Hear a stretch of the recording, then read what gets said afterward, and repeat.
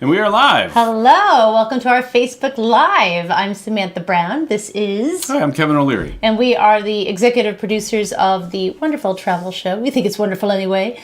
Places to Love, which airs on your local PBS station. And this is our Facebook Live. And this is where we actually go back to an episode we premiered last season, but we watch it along with you, our wonderful community, and we watch it together, and we give you some behind the scenes, actually a lot of behind the scenes, kind of what it took to make that scene. People always ask, where did you find those people? Even people who live in the places that we go to are like, I never knew that existed, and we really pride ourselves on that. So we're going to give you, if you have any interest of having like a travel blog or a travel show, we give you really great pointers on how we make that happen. But we also love to hear from you, what you liked about the scene, maybe what you didn't like about what the scene was about, or anything. This is about us just being with you because we love you. We wouldn't have our show without you and your support. And so it's nice to be here tonight. Yeah, it's great. And you mentioned Facebook Live, and that was certainly kind of how we started all this way back when. But we are also on YouTube, and it's YouTube at Real Samantha Brown. And last week, I think we had more people watching on YouTube than Facebook. It's kind of fun. Really? Yeah. Wow, okay. But either one, if you make a comment, we'll see it on our kind of master screen here. And we'll see all on our the screens. It's amazing. There's 4 of them. Do you have that shot? Probably from the... I think I do. Okay, that's what we're looking at right now. It's ground control to Major Tom. Yeah. It's incredible. So that's the magic right there. A lot going on. So magic, usually nightmare sometimes. Let's see who is joining us today. We've got Duncan. Hey, Duncan from Orlando. I didn't tell you, Duncan's left a nice email about the New Orleans show. Is that right? Did anyone see the New Orleans show that aired last weekend? That was he loved it. All right. We've got Jeff. Excellent. A year ago, October, we celebrated my mother-in-law's 90th birthday with a drive to a long weekend in Newport. Excellent. Accompanied by her 3 children and me. We stayed at the wonderful Francis Malbone B&B on Thames Street. I guess I would assume they pronounce it Thames there, right? Yeah. But although in Baltimore they say Thames. Thames? Yeah. I mean, it is Massachusetts. We do, they do their own thing. It's New England. Yeah, exactly. It's New England. I always call it New and Improved England. To my English friends, they don't like that. Our great friend Daniel, who's a social media whiz, mentioned YouTube is great for searchability and discovery. Great way to introduce yourself to new audiences. I would counter the very common comment on YouTube is, where the hell have you been? Oh my God, I watched you all my growing up. I had no idea that you were still on TV. And it's just because, not everyone watches PBS. Yeah. No, it's so true. But those people that don't watch PBS definitely watch YouTube. Yep. You could definitely tell how many people cut the cord, that's for sure. Yeah. We post an older episode every week on YouTube on Tuesday nights, and last week or the week before was the Colorado Springs episode, and Hup watched it. I feel like I know why Hup liked it, because that dog looks like it has a little bit of wolf in him. It's kind of wolfy. Yeah, it's a wolfy dog. Beautiful. Colleen Casey is here at top of Hey, Colleen. Hi, Colleen. I love that shot of your ground control and bring you directly to our home. Yes, it is. It is a good diversion. Yeah. Let's see who else is here today. Oh, my mom's here. That's good. Hi, Mom. Gonna see you. Your dad knows, right? Yeah. Okay. All right. Gonna see you and Kevin's father, my father-in-law, tomorrow. Yep. Mañana. Absolutely. Someone's Very got excited. a big birthday. Big birthday. Actually, it's also our twins' birthday. Yeah. Tomorrow. They turn 12. Unbelievable. It's crazy. I told them they don't have school tomorrow, but it's like a day off or something. But I told them I was going to wake them up at 4 a.m. when they woke me up that very first day. The hardest working man in television Yay! Business. All right, David. Our editor, I want you all to know editor. that as I gallivant with you on Facebook Live, I am simultaneously working on finishing season 8, episode 9, for your dining and dancing pleasure in March. So forgive me. Yeah, it's so funny how close to the wire it is, right? I mean, they're going to see this episode very soon, and they're so good. There's no one like David Dean. Celia is here. Hey, all right. Celia. Hey, Celia. Wow, a lot of family here today. All right. And do we owe them money? No. Okay. Not yet. Well, maybe. Let's not talk about that. Okay. Awesome. First one from Sri Lanka. We got Vinaya coming from Colombo, Wow. Sri Lanka. That's fun. Do you know Hello. that I was this close to going to Sri Lanka? Yeah. Oh my gosh. And I forget why we didn't. And it wasn't for Places to Love. It was when I did. It was with Travel Channel. 15 years ago. Yeah. Oh, I have never been so disappointed. I mean, when you really feel that loss, when you think you're going somewhere wonderful and it's not the easiest place to get to. So, when that slipped out of my fingers, I was so upset. So upset. Cindy So I'm Pierce, glad you're here. It gives us a little piece of your beautiful country. Cindy Pierce Keeble loves your travel information. They sailed on AMA Waterways last August. Hey, all right. Last I heard, there is still one spot left on the AMA Waterways cruise this summer. Wow. It's the suite, the big time suite. Oh, it's the big suite. Yeah. Okay, all right. Understandable. And that's exciting. And then also this summer we have our cruise in the Mediterranean on Oceania, our sponsor Oceania Cruises, from Monte Carlo to Athens. We stop in Italy, stop in Turkey. That's going to be amazing. And if you have want any info on that, samb.tv/med. Again, it's .tv, not com. So samb.tv. But I'm really looking forward to that, man. I haven't been to Italy since we got engaged. Yeah, like 10 years. Oh, that's longer than that. Yeah. Oh my gosh. Wow. Yeah. We're going to Pompeii as well. Oh, It's going to be amazing. Really. And Oceania is supposed to be amazing. We can't wait. Brand new ship. Very lovely. The second or third sailing. They'll still have that new ship smell. It'll still have that new... Exactly. We won't let our kids park it. Yeah. Oh, Dan wants to go halvesies on the suite. Nice. Yeah. I think you said it's still not cheap, even happy. So, yeah.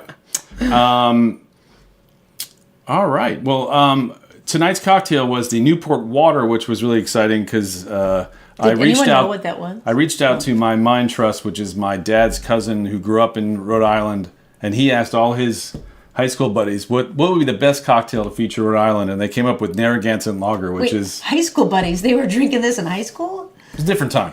This is prep school. It's a different time. This is Rhode Island prep. Yeah, well, they certainly weren't drinking Newport waters. I was gonna say, when I was in high school, we were drinking beers. Well, that's what they said. And bad beer. But Googling around, I found this fun recipe with a champagne cocktail with a little bit of things. It's really simple. Oof. But it's called Newport Water from one of the big bar restaurants downtown Newport. So I'm going to get that going. Okay.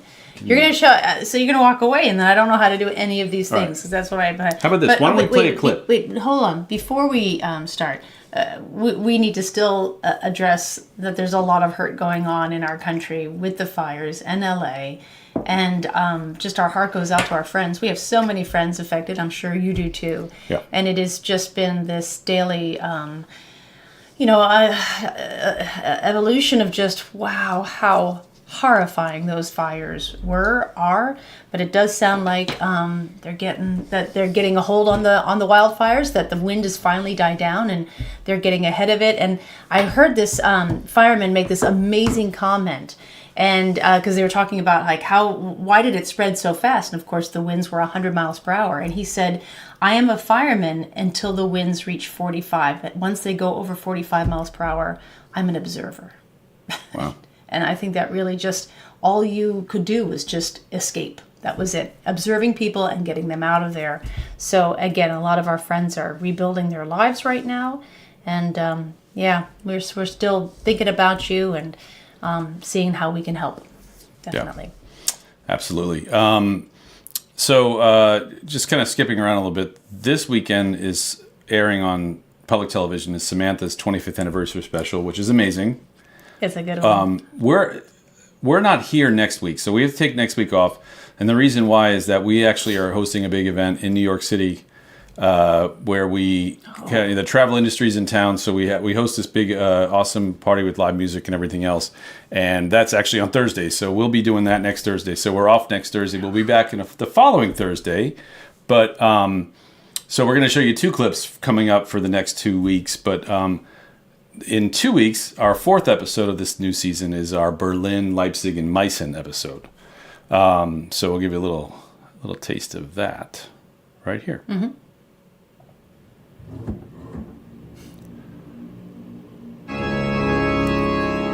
I'm traveling through Germany.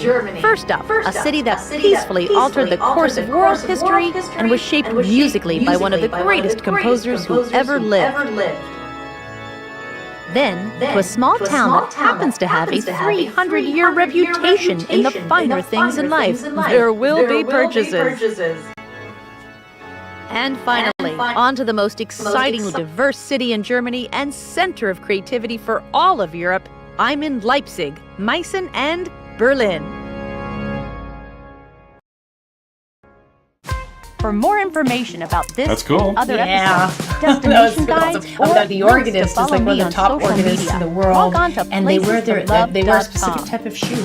They Really? have organ shoes. Yep, Wow. yep. When we talked to him, yeah. Unfortunately, that scene didn't make the show, just him playing. But yeah, they have different shoes. They have they're almost like jazz shoes. They have nice like suede bottoms. Like a little soft shoe? Yeah, Soft they shoe? are doing a little soft shoe. Yep. That's cool. Yep. So in that episode, which will air again not this weekend but next weekend, that's our where we go to Berlin, we go to Leipzig, and we go to Meissen, and it's really fun. So many great things, great interesting history, so much cool stuff on that one. Yeah. And before we cut to the next one, just one mention that next weekend, again, not this coming weekend, but next weekend, is our Places to Love Marathon on Create TV, which if you have cable, you probably have Create. It might be buried in the thousands or something like that, but it's there. And we have 10 episodes airing 4 times, so 40 runs total.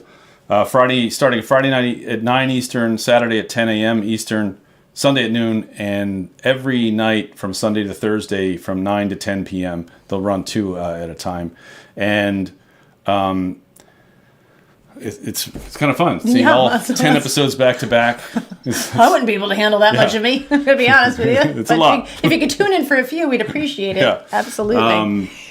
But yeah, so that'll run next week. But the what's airing this week is Samantha's 25th anniversary, and it was a lot of fun putting that show together, and it's pretty amazing. Got a lot of archival footage.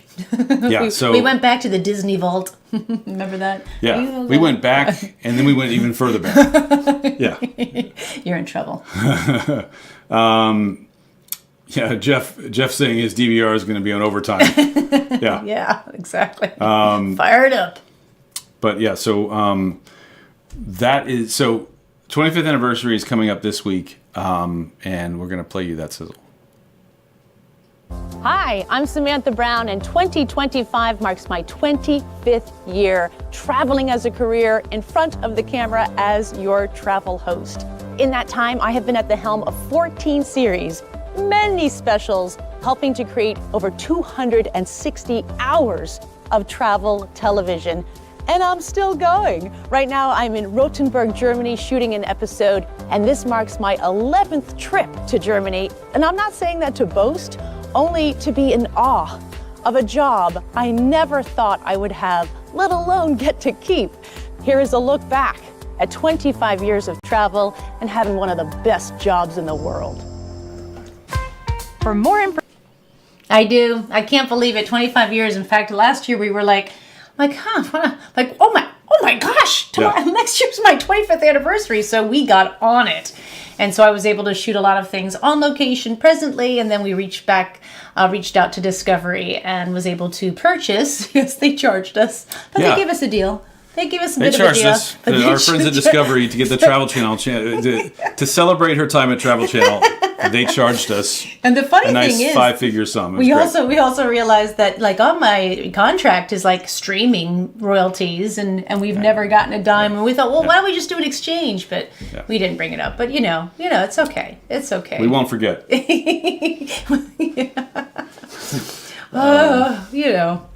Anywho, and I wanted to show you some pictures before we go. Yeah. And there you go. You're going to walk away. Okay, so the way you do it is... sorry, guys. Just click the cut button. Oh, and then it puts it up? Yeah, so... Sorry. And then cut, and then cut, and cut. Okay. Oh, that just puts it right up. Okay, so this is our Newport, Rhode Island episode. And in honor of the fact that people know me from Great Hotels. Remember that show where I would just like stay in the best hotels in the United States. It was not international. So when I was in Rhode Island, we stayed at a phenomenal hotel, and they did give me their suite. Now, we pay for our hotel rooms, but they lovingly upgraded me, of course. Not of course, it doesn't happen at all, actually. So I was so happy, but I wanted to show you because I was so excited because this was my view. And it was so beautiful. It's called the Brenton Hotel, and I really appreciate what they did for us and the crew. And it also shows you that, when you travel to a place that is absolutely number one tops in the summer, but we were there in April, I think that was also a huge part of, why I did get upgraded, because they had the room available and they were low occupancy. So a lot of times you'll hear how people are traveling in the off season, and this is certainly one of the perks. And look at that beautiful, beautiful day. Now, the reason why I bring up the Brenton Hotel in Newport, Rhode Island, is they had one of the best free hotel amenities I have ever seen, and that is on every floor, right by the ice machine, was ice cream, free ice cream. And I was so excited, and I went to my room and I checked in and I got all settled, and my whole crew loves ice cream sandwiches the way I love ice cream sandwiches. And when I came back, all the ice cream sandwiches were gone. I was like, oh my God, my crew. And I think we were only the only ones in the hotel. It was like midweek in April. So that was good. And then I just wanted to show you this. Why don't we show that after we? Okay. Yeah, I like that. Okay. Well, here's your Newport water. Oh my God. This is what they drank in high school in Newport, Rhode Island. No, that's what they don't drink. Okay, cheers. I don't know what. Does a fish come with this?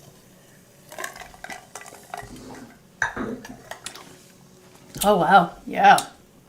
That's exactly. A few of those, and I won't know where my yacht is parked. It's true. Answer, Newport. It's in Newport. Trippy waters. Nice. All right. Should we start? Yeah, let's get going. I'm in a city that is by the beautiful sea. A coastal beacon founded on religious freedom that grew into a vacation gem. It's a place where over 350 years of history is within walking distance. Wow. And that strong kinship with time inspires a fidelity from its locals to preserve and share what they love. But first, let's set the record straight. I say quahog. It's not quahog. No. Get out. Oh, no. I'm happy as a quahog. I'm in Newport, Rhode Island. I'm actually taking a video of this drink. And I've traveled all I'm actually taking a over video Disney of World. this drink because And it I'm is always just looking to so find the beautiful. destination. Right now. Actually, I'm taking a video of this drink and going to post it because it is so beautiful. You've really outdone yourself. I mean, it's a little bit of Grand Marnier, a little bit of the elderflower, Saint Germain, and then champagne. Oh, you know what? It's really simple. I got to tell you, any drink with Saint Germain, is that how you Saint Germain? Yeah. I love Saint Germain. It's beautiful. It's a beautiful little liqueur. I put a little Yeah. grapefruit in. That's Yeah. my little spin on that. It's nice. That's your spin? Nice. I don't drink a lot of champagne because you know what happens. I get in like bar fights. I start like flipping up chairs and tables and knocking down chairs and kicking down tables in a Something like restaurant that. in Yeah. a western town. Call the police. Yeah. But so we were in Newport in April? We were shooting there April 19th, 21st, 22nd. Okay. And we were very lucky because it was a beautiful week. We had beautiful blue skies. And April is a really, touchy time. But I was saying, that people want, we want to kind of travel further afield, or if we're going to top places like Newport, Rhode Island, it's certainly on the map. We're going to choose to go at different times of the year to avoid the crowds, maybe high prices, certainly, and then really, excessive heat. I would say Massachusetts in the summer isn't very hot. Growing up in New England, Island. I'm sorry, Rhode Island. I keep saying Massachusetts. Sorry, so sorry. So you're fine there with the temperatures, but Newport, Rhode Island, is really a very coveted destination, and certainly the July and August it is packed. You actually spent a lot of summers. Because Newport Yep. is often referred to as the sailing capital of the world, its summer season is its most popular and busiest. But I'm here in late April, where the off-season gives me access to all the greats with none of the crowds.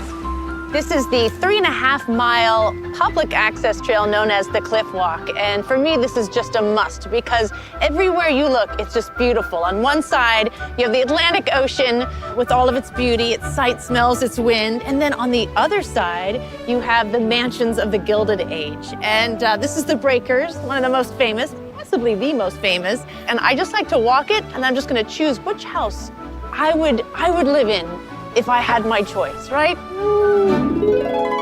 This one will do. Just want to stop right there. Yep.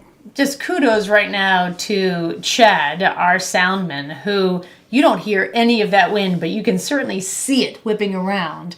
And so not only is he positioning the mic within that scarf, and we have to be worried because it does pick up wind noise, but he's also got a boom. Whenever he has a boom, then he's going to get a really nice sound. But we're also, he's walking backwards on a nice coastal path. But just like watching that, seeing my hair whip around and not hearing any of that, that is good soundmanship. I have to say one thing. I grew up in the Annapolis, Maryland area, and I always heard that Annapolis was the sailing capital of the world. So I'd like to see that fight because there'd be a lot of boat shoes and bright pants involved. I think. A lot of red, Newport red. But it's like West Side Story. So it's interesting that Newport and Annapolis have the same kind of claim to fame there. Okay. I'm going to stay out of that fight. I mean, it's trouble. Really. This is Marble House, and people usually say that it's the most over-the-top mansion in Newport. And I think if you really want to understand the Gilded Age, this is the place to come. This is the house that will wow you. I'm Trudy Cox, and I am the CEO and Executive Director of the Preservation Society of Newport County. Our job is to preserve and protect 11 historic sites here in Newport. And the Gilded Age is an extraordinary time in American history, so we take great pride in having the opportunity to teach people about it. The Gilded Age is usually thought to fall between the American Civil War and World War I. And in 1889, Marble House was built as a birthday present for Alva Vanderbilt from her husband, William. But Alva wasn't content to just let somebody build it for her. She hired the most famous architect of the era and was personally involved in most every decision of its design. Wow. That's what I like about this house, that she is really defending the family name and saying, we're in the A group. Yes, notice us. Yeah. And nothing says A group quite like the Gold Room. Imagine the parties in here. And that's what people love about the mansions, because we don't have to imagine it. It's here in front of our eyes, and we get to inhabit these spaces. I mean, my goodness, there are 2 life-sized men holding 20 candelabra chandeliers that are coming out of their heads. Like, everything is heavy and strong, but it's also extremely delicate. And this is where you and the Preservation Society comes into the protection and the work that needs to happen on a minute by minute, hour by hour time period of protecting this. Well, that's what we're all about. Our job is preservation. At the end of the great lawn of Marble House sits the Chinese tea house Alva had commissioned. Beginning in May, it's open for a stunning afternoon tea overlooking the Atlantic Ocean, and its history is like butter on a scone. She wanted women to have the right to vote. She becomes an incredible activist for women's rights and for women getting the right to vote. Chinese women got the right to vote before American women did. And so she consulted with Chinese women a lot. She spoke all over the country. She hosted incredible rallies on the lawn here at Marble House. Where she would open it up to the public? She would open it up to the public. Not just society. No. And the giveaway to all those who attended the rallies? These Votes for Women teacups. And so in 1920, the passage of the 19th Amendment occurred, and that's when women got the right. I'd vote for her. I'd vote for her too. Cheers. Votes for women. Yeah, really, really special time. Again, they were just opening up, so they did have, they were open for tours, but again, really quiet. And I was talking to them because I've never been to Newport during the summer. I guess it's just like wall-to-wall people, cars, traffic jams getting into these, mansions. And You just walk in and you feel like you have the place to yourselves. And then, of course, you can dream a little more that it is yours. But yeah, it's really, really lovely. One of the scenes we had to cut out, which was disappointing, was the woman who was sort of dusting the gold fixture. She was on the ladder. That's the caretaker. And so these mansions, we don't realize it, have caretakers who they and their families live in these mansions. You know, I don't want to draw upon like Shining, but that's basically what they do, and they take care of them during the winter. And I was talking to her, and I believe her name was Ashley. She was so lovely. And her and the other caretakers know they know all the other caretakers that are taking care of the mansions. And I just thought, well, now that's the show. We should come back and just, you know, in the winter and hang out with them, and their kids can play and frolic. You know, they have to be very mindful of the art and what have you. But yeah, so she was one of the main caretakers of that mansion. I was with you until you mentioned The Shining, and now all I can think about is The Shining. Get your big wheel out. Yeah, exactly.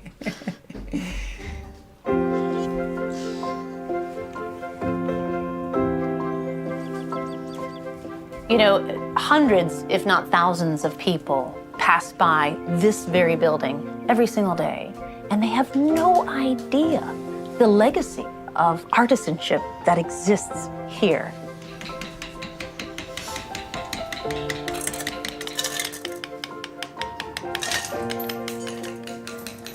How far back does this building and this artisanship go? The founder, John Stevens, set up the business in 1705. So it's 317 years it's been rolling along continually.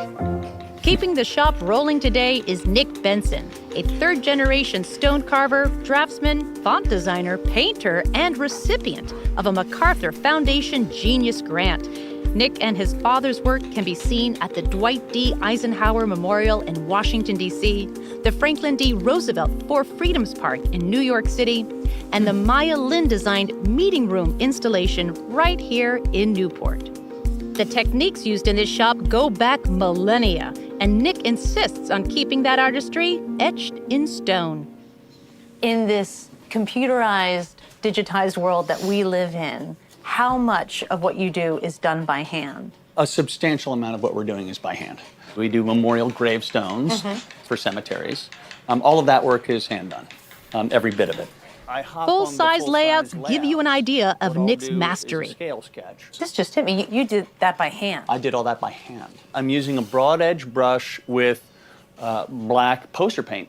Oh my gosh. This didn't come off of a typewriter. This just came from me painting like sign painting. That's what it is. It's the same type of thing. Wow. But very refined. And now you have, yeah, exactly.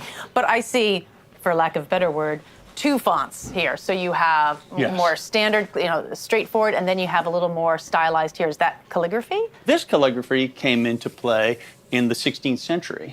In Rome, this is chancery italic. So this is italic, these are lowercase Romans, and these are uppercase Romans. I love the chancery font on my computer. I use it sometimes. It's a beautiful letter form. But you did that by hand. Yeah, that's all by hand. Can I see you work? Yes, absolutely. So you start typically in the center of the stroke, and you just work your way up the center carefully, establishing a center line. And then you flip the chisel over, and you carve the other side of the V. So we're making a V channel in the center of the letter that will slowly push further outward until we reach the edges of the form. Now, this is not for the faint of heart. Why? Because one wrong move and you can really do some serious damage. People see me carving and they'll say, "What happens when you make a mistake?" Exactly. The skill of carving is not making a mistake. That's what the skill is. The skill is you understand the material, you understand how far you can push it, and you know that you can't do certain things, otherwise you're going to make a mistake. But that's all dependent on the material of the mallet, as well as the chisel, as well as the stone itself. Absolutely. Because that works differently. All of those things are critical to understand the way in which all of them work to make this single thing. Wow. Wow, you clearly make that look so easy. Just don't smack your thumb with the mallet. I totally would have Yes, done yes. that. How do you not smack your thumb? I can't believe you let me do this. Oh, I'm Okay, already. you're digging already, too deep. yeah. You're digging too deep. So go straight up the line. That's better. Oh! Okay. So it's difficult. You can see it's difficult to do. Any quote unquote mistake that we make is on such an incredibly small scale that it is fixable. Yeah. What you've just done would take a lot. Got it. I'm trying carving for the first time within the gaze of Nick's grandfather, his father, as well as, you'll be delighted to know, the fourth generation, Nick's daughter, Hope. When you get that name. Yeah. Yeah, I thought he was pretty awesome. That's the end, right? Yeah, that is the end. Yeah, and I love fonts. David Dean, hey. I love fonts. Inside joke there. And so we talked a lot about just like the history of so many fonts because Nick is the person and things change by the font you use. Who loves fonts? I love fonts. I labor over them when I'm using them.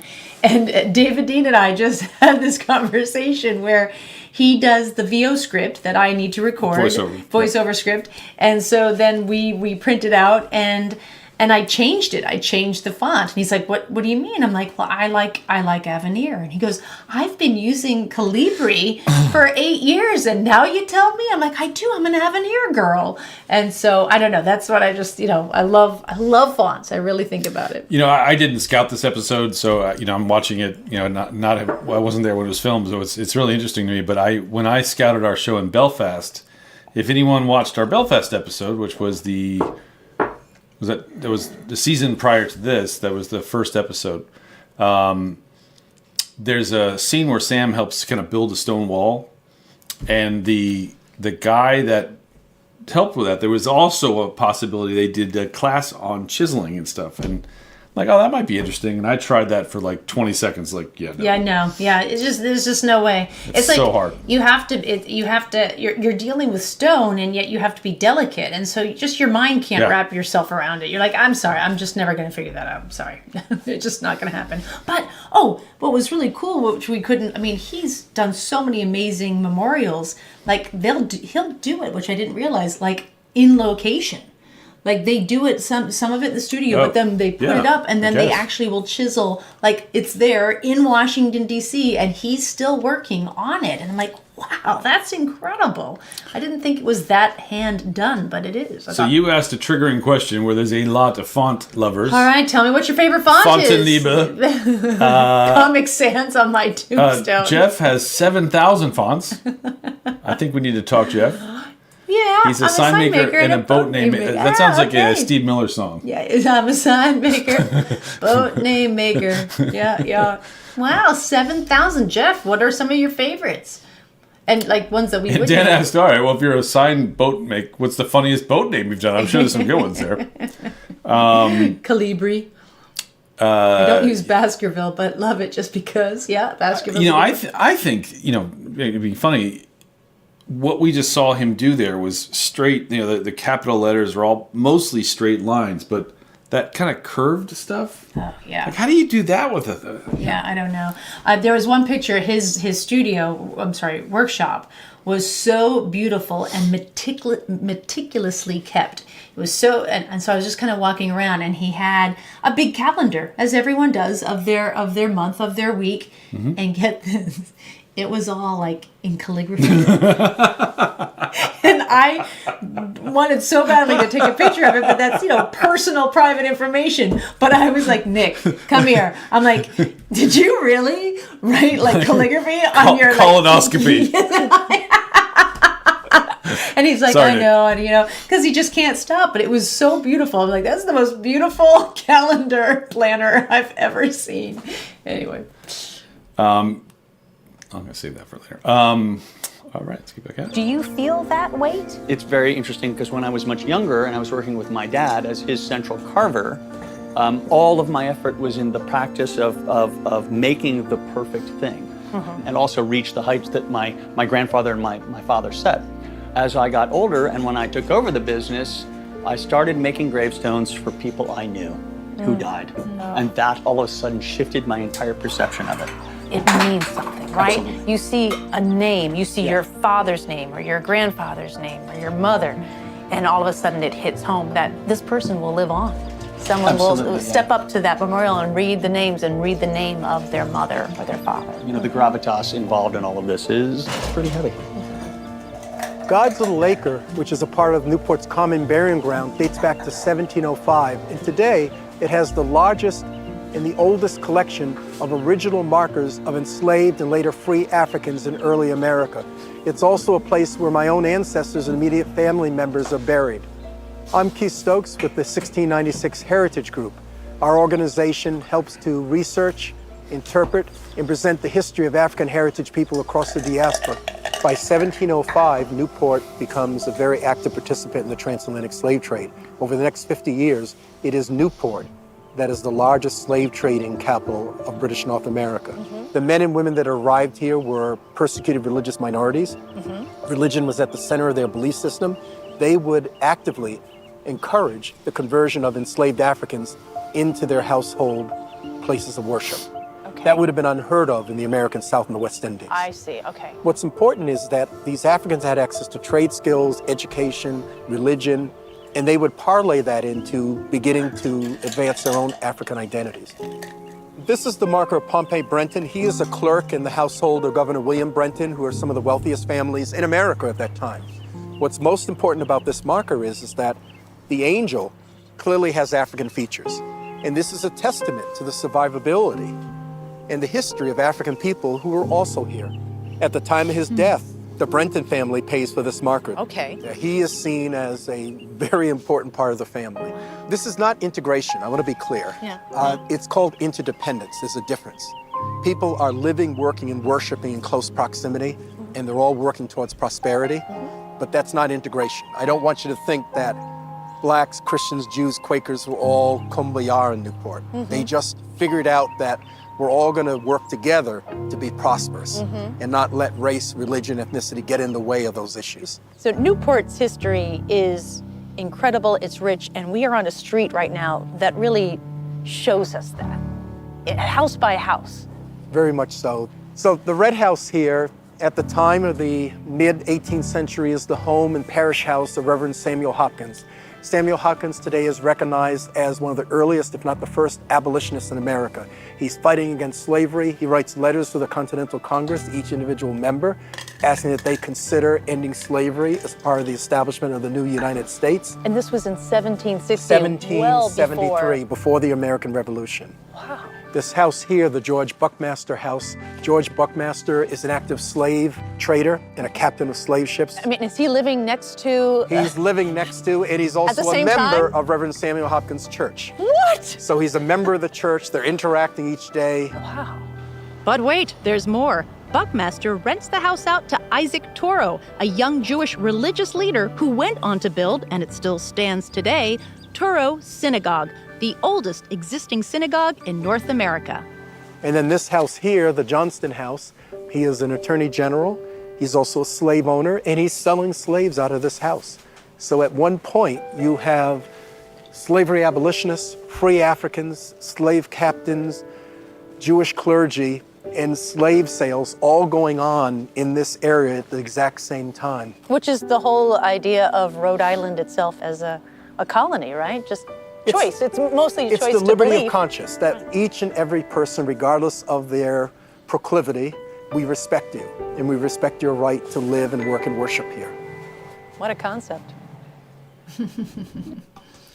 Yeah, fascinating. Absolutely fascinating. We were so happy that he agreed to be with us, to be on our show and give us not only his because clearly he knows his history, but also his own background. He has just absolute direct ties to Newport and just a prominent member of Newport, Rhode Island as well. And I had no idea the history there. I had no idea I had no idea the diversity, just that it was a strong Jewish community as well. I don't think of that when I think of New England, port cities. And the fact that it was one of the, most, what did he say? Newport had an immense role in, if not the largest in the Northeast, of the slave trade. And it's just history that we were never taught, right? It was North and South, right? And the North didn't have slavery. I wasn't taught that the North had slavery. I was taught that the South had slavery and enslaved people. So these were all, clearly I know that now, but just it's so important to just reiterate this idea that it wasn't so easy. It wasn't so clean cut. That part of our history. It wasn't North and South there. It was quite up and down the coast. And that you can take that to the next level. And that one of the last things I did before COVID hit was I scouted a show in London that we still haven't made yet. But I lived in London for 3 years, and in the city of London, there was a slave trade place where they had markets and slaves, and that's not a history that you kind of think of.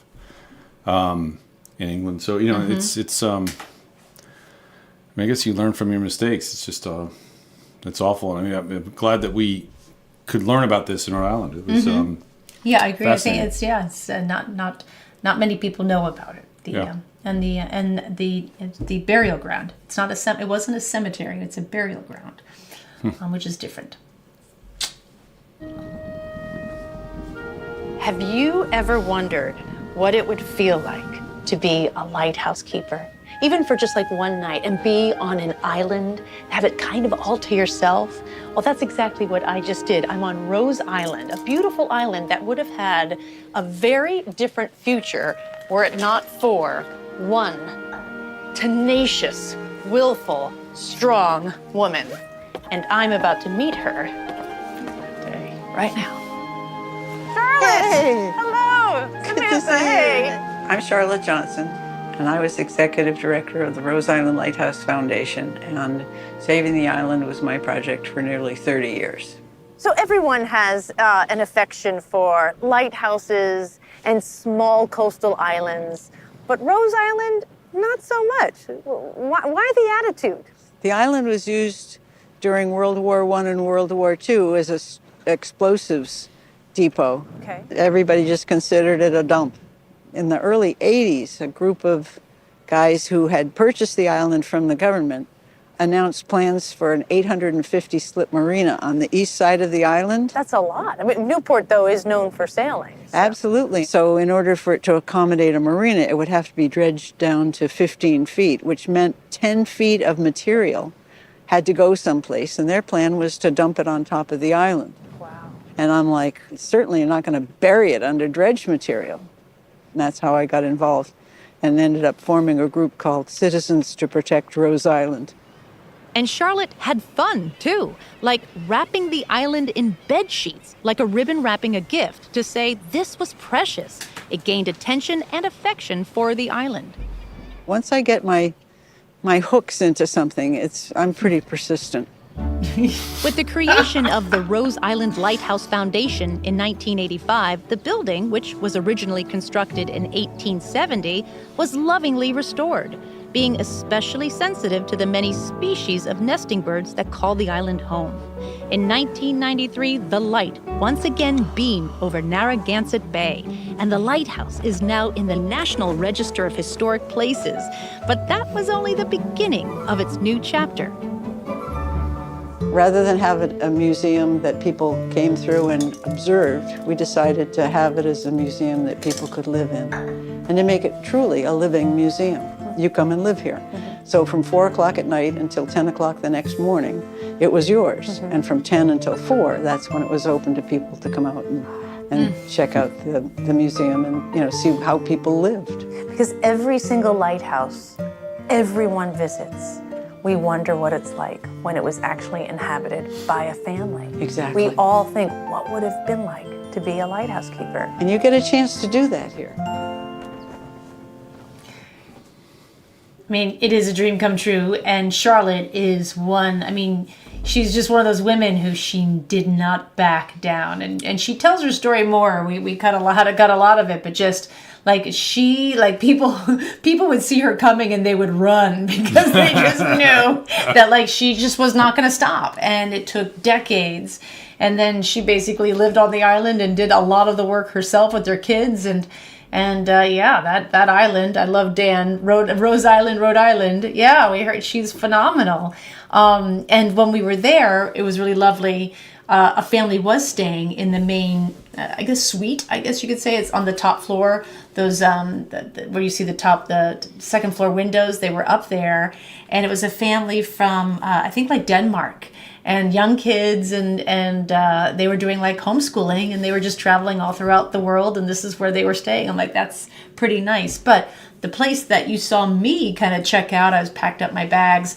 That is the, oh gosh, I forget what it's called, the Light Keeper. It's some name, but it's a tiny little cottage, as you can see, kind of offset, but down below. You have it to yourself.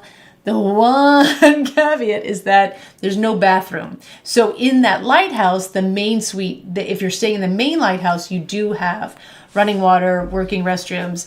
If you have that little one that I was staying in, there is no restroom. However, the restroom is outside. And I mean, you know, it's like an outhouse, but a really nice outhouse. But I loved, click, this little sign it had on the, there, that if you wanted a tinkle, you would move the shell to the right, and then the second one, it'd move it to the, by the third one you could flush unless you did one poo, and then you could flush. But I love that was how they were conserving water. So but yeah, it's a great place to stay. No, that's okay, get the hook, cut me off, it's all right.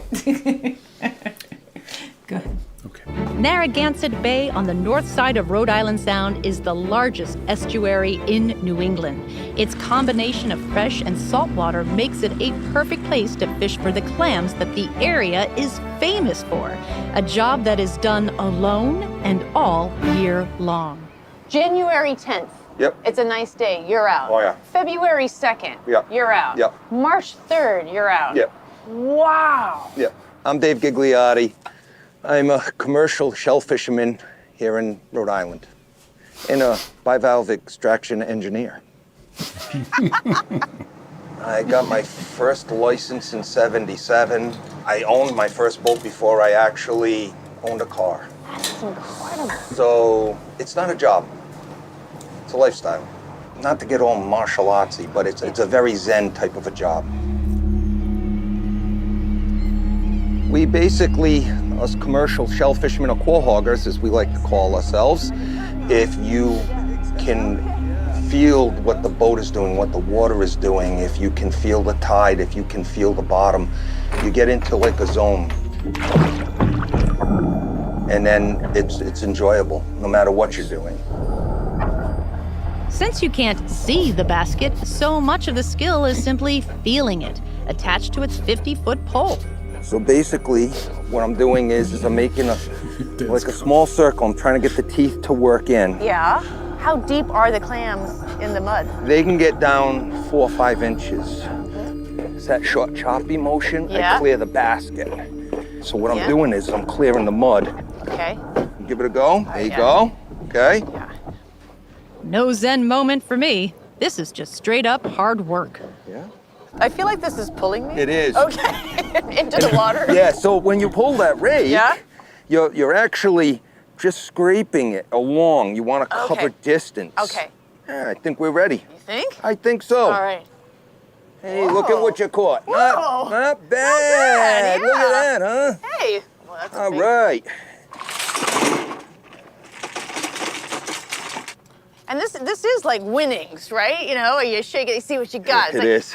This begins at childhood, It- where we see what's in the bucket and It just dump it out. It is. You're just living your childhood here. It is. I've been calling it clamming, but what we've really done today is quahogging. Correct. Quahogging. Not quahogging. Quahogging. Q-U-A like quarter. Quahog. So it's not, I say quahog. It's not quahog. No. Oh, no. A lot of folks are saying it incorrectly. Okay. Quahog. Quahog. Quahog. In fact, are we done? Well, let's go eat. I heard you were out in the water. So, if you guys saw, we were laughing because Dan made a funny comment. This is the guy who doesn't know how to say quahog. Because I think those are fighting words. Is that right? I don't know. I guess. Okay. I think because of the Family Guy. What isn't it's all based on the Family Guy, right? Doesn't that take place right outside of Newport, Rhode Island, and they say it a certain way? But those people are from California that make that. So is the quahog? Like quarter, quahog. Quahog. Is that a clam? Yeah, it's a type of clam. Type of clam. Yeah. How does it taste? Is it different? Is it better? Was there a different kind of? Because you're getting exactly what I'm getting at, Jeff. Is that where he's from? It's called clamming. So what is so unique about the quahog? I don't know. I forget. Okay. I think they look larger to me. Okay, so they're like large clams. Yeah, and I don't know if you eat them raw as much as they go into like a stew or something like that. Because we did it with the clam bake right here. We had a quahog stew.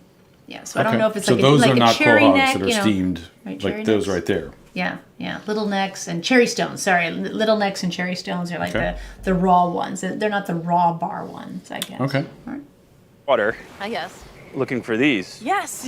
I did a pretty good job too. Yeah, that's hard work, isn't it? It is hard work. That's why I don't do it. I'm glad I'm Very here. hard work. This is lovely. I'm following up my quahogging adventure on the grounds of Fort Adams State Park on Narragansett Bay, where Chef T.R. McGrath has invited me to my very first ever New England clam bake. And T.R. should know, his grandfather's business was staging clam bakes in these parts 70 years ago. The clam bake needs about 3 hours of prepping and cooking time, and the first step is heating up the rocks that are the sole heat source. Our rocks are nice and hot right now. Yeah. And we're going to put our seaweed down on top of the hot rocks. Okay. And the salt water that's inside of this is going to come up as steam.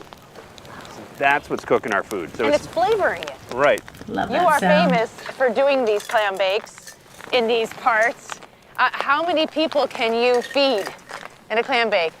The biggest one we've done is 1,000. My father once did one for 2,000. Oh my gosh. Oh, hear that popping. That sounds great. Yeah, that's Wow. it. So it's not like you think of Southern barbecue and you're looking for like a dry smoke, like a wood taste. We're gonna get all of our flavor from the seaweed. And you're gonna layer them, right? You Right. stack them as So well. obviously our potatoes and corn, they might take a little longer. So we're gonna okay. put that sort of in the center of the fire where we're gonna get our most heat. So we're gonna wanna do this quick because we wanna cover it in with all the damp canvas and capture that steam for the whole cooking process. Okay. And we're gonna put a whole bunch of these on. How About many? 10 or 12. 10 or 12. Wow. But it's so celebratory. Yeah, and you need people to put it on to do all that work, but then you need a lot of people to help eat.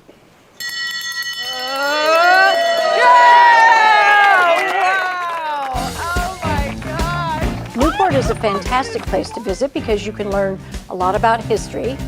There are a variety of different styles of architecture from Gilded Age going back to the colonial era.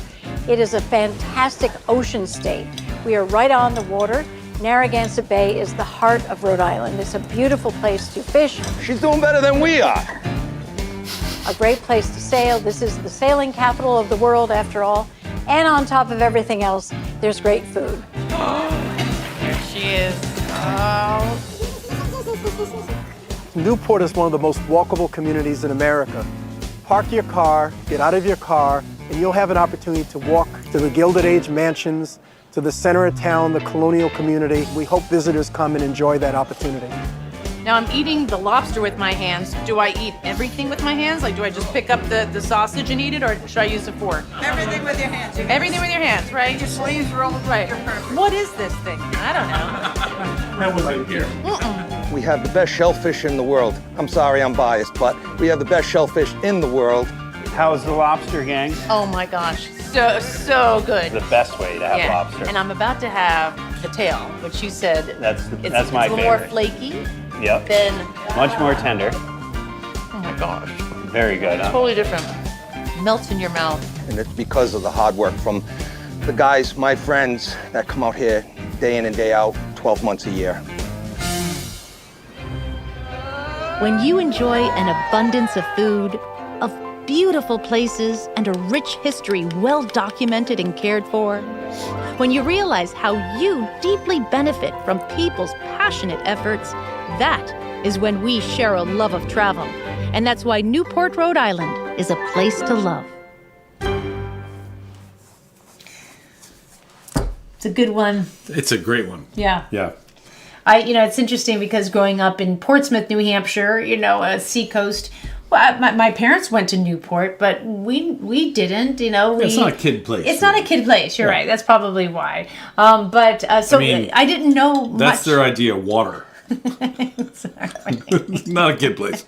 It's such a joy to discover these places that I was close to in proximity, but never got to know myself. And it's beautiful. The mansions. I grew up with one of those mansion books on our coffee table because my mother loved it, and my father and her went, and so it was just so beautiful to go and walk and then to understand the history. It's why you travel. It really is. And I love that true Rhode Island accent, like wicked awesome. It's definitely thicker than a Massachusetts Boston accent. The Rhode Island accent is it's a little even more than I would say Massachusetts. Yeah. I tell you, I thought I was going to start a war when I said, well, Annapolis, Maryland, and Newport, Rhode Island call themselves the sailing capital of the world. But what I didn't realize is that just mentioning the word font would start the war. Like, are you kidding me? Baskerville? Are you kidding me? Aptos. 100 comments about fonts. And so this whole thing about typeface versus fonts, because from what I remember is that when you think of like Aptos, that's actually a typeface. A font is a specific thing. It's that typeface at a certain size. Oh, I see what you mean. Yeah. So a font is a specific thing, like 6 points and blah, blah. I didn't know. And a typeface is the family of fonts. Yep. Oh, okay. All right. Hopefully I don't restart that war because it was going. We're having a nice conversation here, and then there's just like a font war happening on the comments. Okay, typefaces are the dumbed down way to say font. Okay, well, don't want that. Yeah, I don't think that's right. But, Dan mentioned, talking about seafood. I mean, it is the ocean state. That's what they call themselves. No one took that. It's amazing that Rhode Island got that one because you think there's so many states on the ocean that would try to claim that one, but. Rhode Island got it. Wait a minute. Donna Jaworski? Am I related to you, Donna? Are you that Donna? Please. Are you a Jaworski? Yeah. No, my Aunt Judy. So I'd be very excited, Donna, if it was you. You take the clams out, make a stuffing, and put them back. So we kind of bake, call them stuffies. Stuffies, yes, exactly. They're baked, stuffed, yeah. David, our editor, so here's a behind-the-scenes question. Did you film that eating scene before you went out quahogging? Quahog. Come on. Quahog. I'm from New Hampshire. Quahog. We know how to say it. Wow. So the answer is you're not going to answer the question. Funny sidebar, I had to cut out TR referring to the quahog with the wrong pronunciation. Who's TR?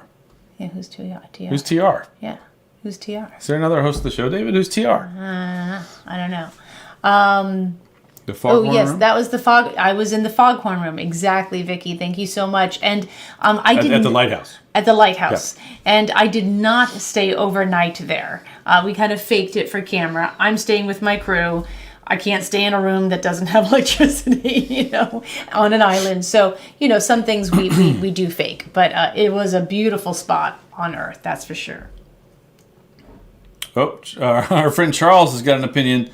Point size refers to the size. Kerning is, I knew that. That's the difference between the letters. I knew that one. Okay. And leading is different between lines. That's fine, but I think it's the question of the word font versus typeface. Mm-hmm. That's the question. All those things might be true, but that's not. You're answering a different question there. Now, kerning refers to the distance between the letters. Some letters are really wide apart. Yeah, and I like that. Really tight. Okay, that's kerning. So would you say, it has a large kerning? Is that how you would?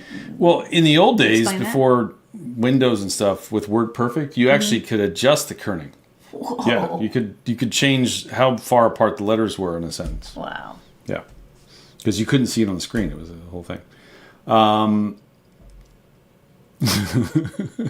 Sorry. Aptos is my hometown in California. Is that really a hometown? So Duncan, how many times has someone said Aptos and you hear, oh, are you from Aptos? Like, no, I was. Did you want this letter in Aptos or not? Oh. Leading is pronounced letting. Okay. Letting. Okay. Wow. I've heard this one before from my parents that are boaters. So the saying for the outhouse, like, if it's yellow, let it mellow. Yeah. Yeah. Okay. Hey, it's all about conserving water. I totally understand. Totally understand. And Dan, this is true. This is very true. Only PBS viewers would argue over fonts. Okay. Or typefaces. I mean, back to my original point, because Dan, I think you're really talking about is typefaces. Oh, so Donna Jaworski, she's not sure, so you must not be. But my aunt, who married my mother's brother, she's a Jaworski, and her brother married Donna, so Donna Jaworski. So I guess you're not that Donna Jaworski. So, but still glad you're here. Okay, so TR was the name of the chef. Oh, TR, of course, yeah, TR, yeah. Okay. All right, the chef referred to the clams with the pronunciation that was different. Well, who are you going to trust, David? The guy who's actually raking them off the bay floor, or the chef who's been there his whole life and does amazing clam bakes? I don't know. It's kind of like, is Annapolis the sailing cattle? Or is it typeface versus a font? Exactly. I mean, this is all coming. Who knew that Newport would have gotten us all a little riled up here? Wow. Yeah. It's the battle of the typeface or font, depending on who you are.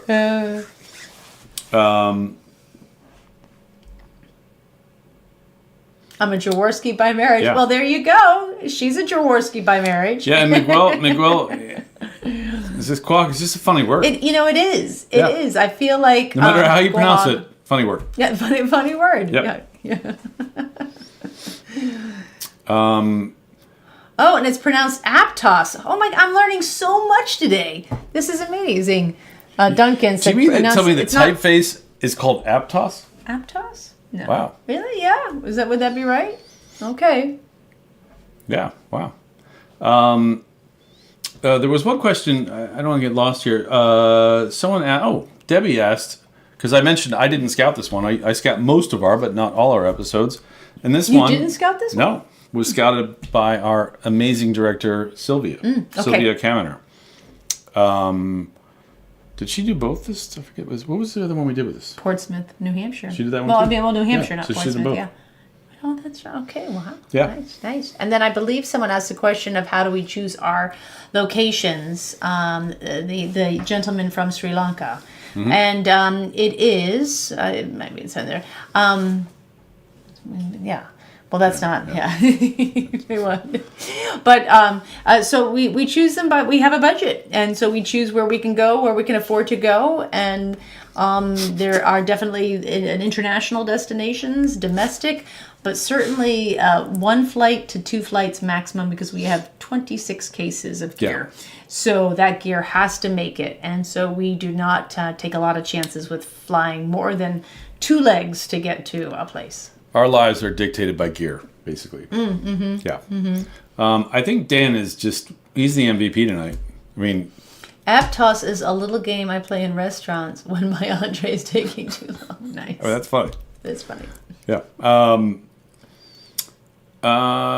Sean is speaking my language that there's only real crab cakes out of Annapolis. I think it's pronounced Annapolis. If Aptos is Aptos, I have to respect that. I'm not going to just assume that I'm correct on how I grew up hearing it.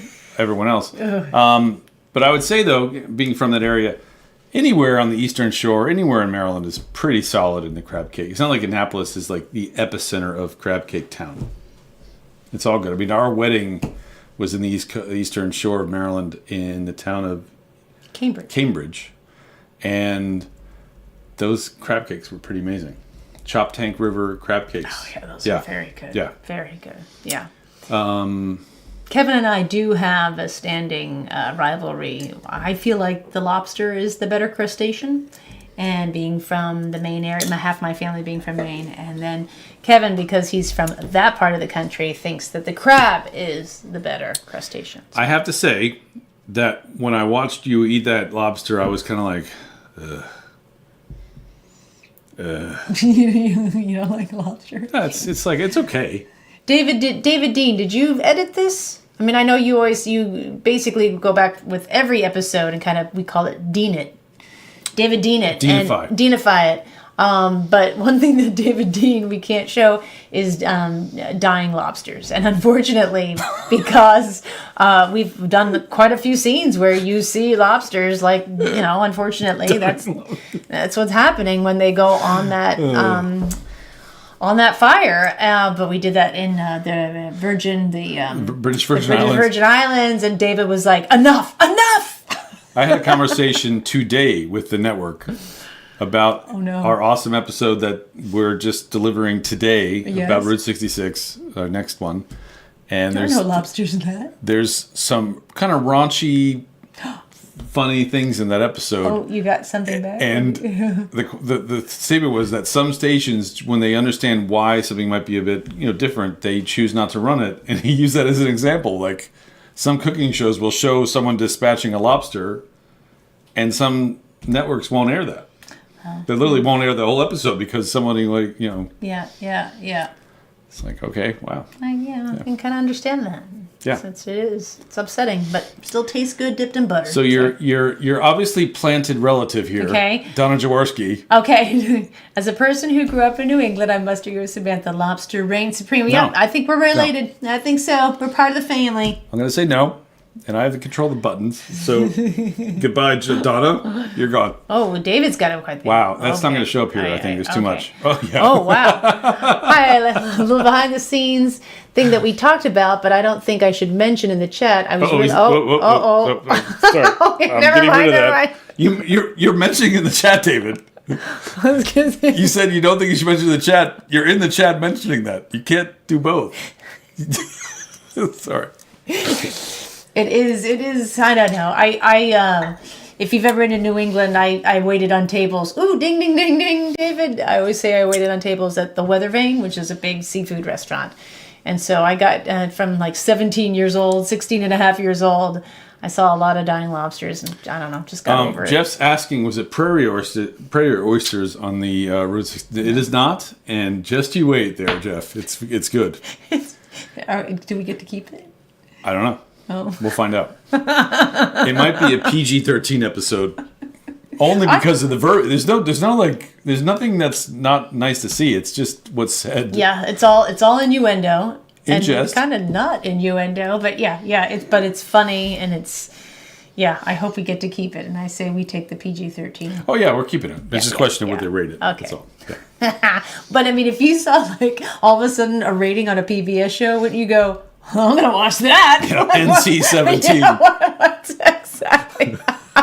Awesome. Oh my gosh. That's so funny. Well, someone speaking my language here, Wilden, Maryland is a seafood. It's a seafood place. I mean, up north, they have the ocean there with those big lobster things, whatever. But, crab cakes are much better. Says Debbie Jensen Perry, who's a friend of the show. The water needs to be warmer. I'm sorry, the water is colder. And that's so as you get north, it's better. Yeah. I just think you get a little, I don't know. Some hot days over there. But I tell you, there's fights all around. There's the epic font fight of 2025. We're gonna have to remove Newport, Rhode Island from the It's a triggering. We should exactly. put a disclaimer. Exactly. This episode can be triggering to our typeface font. Typeface font. It's so good. Before I forget though, Jeff looked at his thing and says Create's not showing our new season. So Create is kind of just to explain, is this national network that shows all all lifestyle kind of programming from PBS, mostly from American Public Television, which is our distributor, but some PBS stuff, but cooking shows, DIY stuff, quilting, gardening, travel, all that stuff. And, but they don't always run the new shows when they air. So that, just to be clear on that. So what's happening next weekend is a marathon of 10 episodes, of which 4 of them are new. So the first 4 episodes of this season are in there. And then the other 6 are kind of previous episodes. But that can't be right. Actually, you said the next 7 days. Remember I said it's a week and a half. It's next weekend. Not this coming weekend, but the next weekend. So that might be it there, Jeff. It's so it'll be on Create for, again, 4 runs of 10 episodes. You can't miss it. But it's it's good. All right. Oh, someone hasn't watched the new season. Come on, Wilden. We're at. Where do you live, Wilden? Oh, no, you don't have to tell us that. But if you go to my website, samantha-brown.com, you can type in, does Kevin have? Yeah, I think you can go to this right here. Yeah. And just put that in, and then you type in your zip code, and you will get an entire list, the entire schedule of where it appears on PBS. Now, if you can't catch it, we do upload the episodes to our website every Sunday. So this Sunday, my 25th anniversary special will upload to our website, and you can stream it there directly for free. So, there's plenty of opportunity to watch it, even if you can't find it, or it's not on when you're particularly ready to sit down and watch a travel show. So we're really glad that we're able to do that. There's no financial barrier to seeing our show. Yeah, it's free. I mean, PBS you might have to download free the PBS. You might have to download the PBS app, but it's for. They have a. I don't know if it's a different app, but there's some PBS content that's behind a paywall. You have to be a member and have to be part of Passport, they call it. Our show's not part of that. So, they asked us to do it. We said no. We want everyone to see our show for free. So. If you can get the PBS app, download it to your Apple TV or to your phone or to anything, you'll be able to watch for free. And Ashley Kristen X is in the house. You are not late. You come at any time you want. It's just good to see your face and see your name. I won't see you at our party next week. I'm so disappointed, Ashley. Just so you know, everyone, Ashley was like my #1 fan. I mean, not like, woo, I love her so much, but like the #1. Like we were a part of forums way back when, 25 years ago, before the internet. And Ashley was all of 15, 16 years old. And we just became internet friends. And now I've met her and we see each other at least once a year. And Ashley, can you put...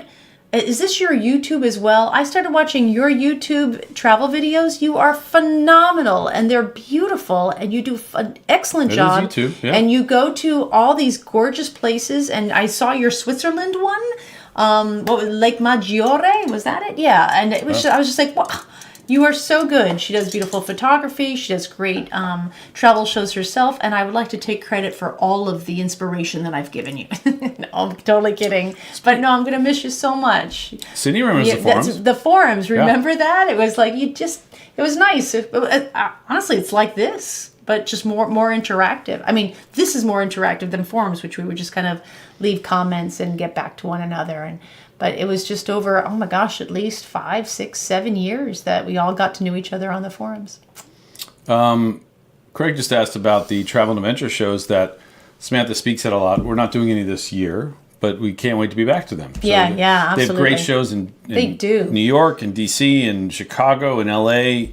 San Francisco, Dallas, Washington, D.C. Yeah, they're really great. It's really great because a lot of times just like travel planning online gets really overwhelming, right? You're just staring at a screen and to actually go to these big events and you just see these places, we get excited. We actually walk the floor and start talking to people about other locations, and you just get to have just, I just think there's just nothing better than meeting people face to face. So I do look forward to getting back to them. And anyone in the New York area, not this weekend, but next weekend at the Javits Center is the Travel and Adventure Show for New York. And I'll be there on Saturday, kind of saying hi to people, just kind of walking the floor. But it's a great show. So many great destinations are there. So many great speakers there.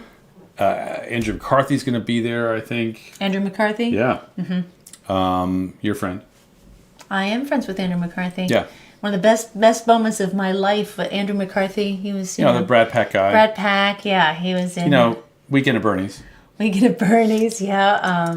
16 Candles? Was he in 16 Candles? No. Okay, I'm thinking of somebody else. Maybe Pretty in Pink. Maybe. Pretty in Pink, sorry. Pretty in Pink, yeah. Molly Ringwald. But anyway, the first time I met, it was like 12 years ago, and I was at one of the Travel and Adventure shows, and there he was, because he was going to go on talking, and I was next. And he kind of looked, and he went, "Oh, Samantha!" And he came over and gave me a hug, and I was like... Was there some like 80s song playing in the background? If you leave, don't leave now. Please don't take my heart. I was just like... Because he's a fantastic travel writer. He's a director of Orange is the New Black. So, I mean, he's a really talented guy, but he also speaks at the same. I mean, he's okay. I'm kidding. Yeah, no, it was a big moment in my life. Hey, I just realized something, because we like to save scenes to put them in shows for the following year. And we're going to do a big food show next year. Yeah. We're already thinking about season 9, and I just realized quahog. Because at that clam bake, we made quahog stew. And we took it away from that scene. Really? So we could put it in the food scene. Sometimes we forget. Hear that, David? And so we've got another reason to bring the quahog back. Quahog. So next year, 2 years, Quahogian. we're going to bring it back. And I want you all to be there. We'll put it in a nice Baskerville font. Quahog. With a mannequin. Or typeface with Andrew a mannequin. McCarthy. Exactly. Nice. I loved Mannequin. Also... with Kim Cattrall. Not Mannequin or Kim Cattrall, Peter Greenberg. Peter Greenberg, another heartthrob. Absolutely. Yeah. He was also in films such as... Yeah. Wow. I miss Peter. It's funny, when I don't do these shows, I miss a lot of my friends. Peter, Pauline Fromer. Actually, we're going to get together for lunch next week. Her father, passed away. Arthur Fromer passed away in December. Absolute icon of the business. Paved the way for all of us. Like, we wouldn't be here. Myself would not be here without Arthur Fromer. And Rick Steves. Like, we're actually all friends. Really good friends. Speaking of our Uncle Rick, someone asked if... Oh, here it is. Have you and Rick ever collaborated?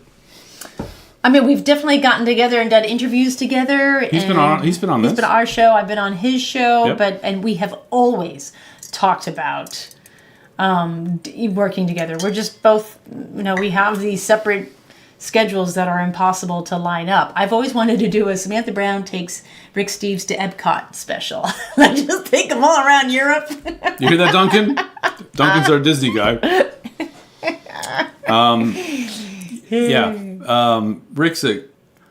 Rick, I think, is the most perfect person I know. Rick is a lovely man. Because he's so great at what he does and so effective and just owns that space. But then you meet him in person and he's the coolest guy. Yeah. He's the coolest guy. No, I love Rick. It's been a while since we've seen him. Yeah, I miss him. Absolutely miss him. I had 2 calls with Rick during COVID times when we were thinking that maybe somehow we could do some sort of special together. And then, once things lifted, we all kind of went back to our normal thing. He did his crazy lifestyle. He did his stuff, we did our stuff, and it's fine. But one day. Oh, definitely. One day. Yeah. Yeah. He has a new book out, by the way. Oh. About his backpacking as a hippie through Afghanistan in the 70s. Wow. I mean, he's a legend. Yeah. That's for sure. Amazing. I wonder what the equivalent of that today will be. 40 years from now, or 50 years from now, whatever that number is. What will people look back and say, wow, it's amazing you could do that then? Because I don't think a hippie could backpack through Afghanistan today. No. I'm not even political, but I just don't think that's an option.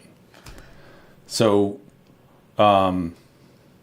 it's interesting. And I hope the answer is there's nothing you couldn't do today that you can do in 50 years because things are more open. Yeah. I hope that's the answer to that. Me too. All right. So again, next week we're off because we're partying at our big event, and we'll be back in 2 weeks at talking about our booze show. Oh my gosh, what are you going to be drinking? You've got your work cut out for you, young man. Wow. How are we going to narrow that down? Or should we just do a flight, and the flight represents every drink? And I'll just be here with my tea. A flight. Wow. Yeah, it's a great question. I can't wait to figure the answer out. But I'd say thanks again. I mean, I would say before we end, I had been to Newport a few times, liked it a lot. But when I first saw the first cut of the show, it was like, wow, I had no idea. Yeah. Yeah. Great. I had no idea of the, and he said, there's no kumbaya here. There was still really bad things happening across the board, but there was a way that the people of Newport in Rhode Island kind of figured things out that, was a story that I was not aware of. Yeah, exactly. Yeah. All right, so we'll see you in 2 weeks when it's the booze show time. And thanks again for watching, everyone. We'll see you soon. Bye.